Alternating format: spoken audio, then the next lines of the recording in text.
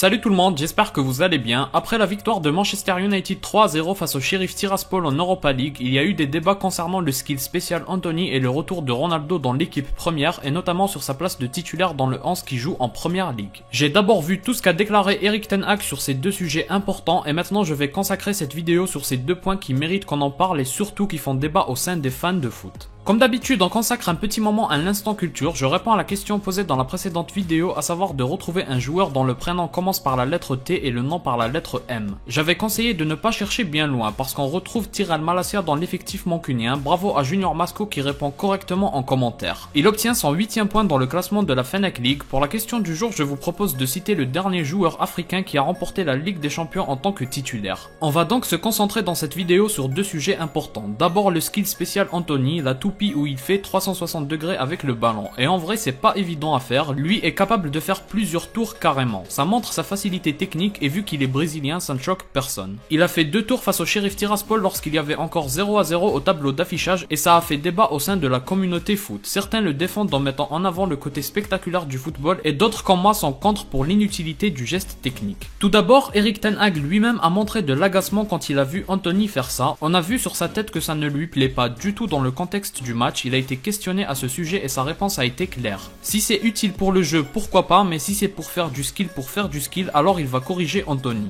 Je pense clairement qu'il compte lui faire 2-3 remarques. Moi j'ai déjà donné mon avis sur la question, je trouve pas ça utile, du moins pas utile footballistiquement. C'est utile pour le spectacle et vu la réaction du public, personne ne peut nier ça. C'est comme ceux qui tentent de contrôler le ballon avec un pied derrière la jambe. Oui c'est esthétique, mais je suis pas sûr que ce soit une prise de risque utile. Maintenant quand l'équipe est devant au score, je me dis pourquoi pas, ça peut énerver l'adversaire et le perturber émotionnellement et on sait qu'au foot ça se joue beaucoup dans la tête. Mais à 0-0 quand l'équipe en face joue bloc bas, ça ne sert strictement à rien selon moi. Donc ma position à moi sur ce sujet c'est clairement qu'il ne doit pas le faire tant que l'équipe n'est pas devant ou tant que ça ne sert pas à son équipe. Si c'est juste pour le spectacle alors ça doit attendre. Et c'est là que je trouve ceux qui le défendent un peu incohérents parce que si on leur demande c'est quoi le plus important entre la victoire et le spectacle, ils diront tous la victoire. Donc il faut donner la priorité à la victoire ensuite au spectacle. C'est aussi simple que ça selon moi. Après si on relativise, on en fait un peu trop pour un geste qui prend 2 secondes. Je pense que si derrière il réussit sa passe, ça fait moins de débat. D'ailleurs il avait déjà fait ce skill à 1 ou 2 reprises avant mais ça n'avait pas fait débat parce qu'il avait réussi à conserver la balle derrière. Donc c'est vraiment l'intérêt du geste qui compte avant tout. N'hésitez pas à me dire ce que vous en pensez en commentaire, je sais que plein de fans aiment bien ce type de joueur. Et j'ai oublié de le dire mais Anthony a déclaré à ce sujet qu'il compte continuer à faire ce genre de geste parce que selon lui c'est ça qui l'a amené là où il en est aujourd'hui. Et je ne suis pas le seul à avoir un avis négatif sur ce skill, des légendes comme Scholes et d'autres sont contre aussi. Voilà, je crois qu'on a fait le tour sur ce sujet. Maintenant passons au God CR7 et son retour express à peine 7 ou 8 jours après le dérapage face à Tottenham. Certains estiment évidemment que c'est trop tôt, que le punir d'un seul match ce n'est pas suffisant mais je suis totalement en désaccord avec cet avis. Au final, l'erreur de Ronaldo n'est pas un manque de professionnalisme, c'est même tout l'inverse, c'est l'attitude de quelqu'un qui veut tellement jouer qu'il commet une faute. C'est pas comme s'il avait séché l'entraînement ou qu'il nuisait à son physique, non là l'erreur part de quelque chose de positif. L'erreur fait suite à quelqu'un qui s'entraîne très sérieusement, qui est toujours à l'heure, qui encourage toujours ses coéquipiers, qui avait juste tellement envie de jouer que sa frustration a été très grande. Donc je ne pense pas qu'il faille le punir 35 matchs non plus. Un seul match face à une grande équipe ça suffit totalement, donc si vous trouvez que ten Hag ne l'a pas assez puni, je ne suis pas d'accord avec vous. Maintenant suite à sa belle prestation face au Sheriff, on a demandé à ten Hag ce qu'il en pensait et s'il comptait sur lui face à Tottenham dans le 11 titulaire. D'abord pour la titularisation, ten Hag continue de dire qu'il n'a pas de 11 titulaire préférentiel et qu'il s'adapte à chaque match et à chaque adversaire. Ensuite il a aussi dit qu'il a énormément aimé la relation Rashford-CR7 en utilisant Rashford comme 10. Le fait qu'ils soient tous les deux proches les a beaucoup aidés et chacun aura réussi à mettre un but. C'est possible qu'on voit la même chose face à West Ham et donc de voir un Ronaldo titulaire en Première Ligue. Maintenant si vous voulez mon avis personnel, je trouve que Ronaldo a fait un super match, son efficacité n'est pas au top en ce moment mais c'est normal vu son manque de match et de régularité dans le 11 titulaire. En gros il a pas assez de temps de jeu et malgré ce manque d'efficacité il reste bien plus efficace que beaucoup d'attaquants. C'est juste que l'exigence envers lui est supérieure qu'avec tous les autres. Je pense qu'il devrait jouer face à Tottenham parce que c'est une équipe qui laisse l'adversaire avoir le ballon. Elle est certes redoutable en contre mais si toute l'équipe est aussi bien concentrée défensivement que lors du match face au Sheriff, ils peuvent très bien maîtriser le match face à West Ham et je trouve que Ronaldo apporte beaucoup plus de solutions face au bloc bas, sans lui on se serait beaucoup plus ennuyé. Souvenez-vous, je vous avais annoncé qu'il allait faire son retour et être titulaire face au Sheriff et j'ai eu raison, alors je vous dis encore une fois que j'ai le sentiment qu'il jouera aussi face à West Ham, en tant que titulaire bien évidemment. S'il est remplaçant, il rentrera en cours de match à coup sûr, mais je sens qu'il va être titularisé parce que son match a vraiment été bon et c'est aussi ce que pense Ten Hag. Voilà donc pour la vidéo du jour. Si vous avez aimé, laissez un like, un commentaire, un partage et vous abonner pour me soutenir. Moi je vous dis à la prochaine, portez-vous bien.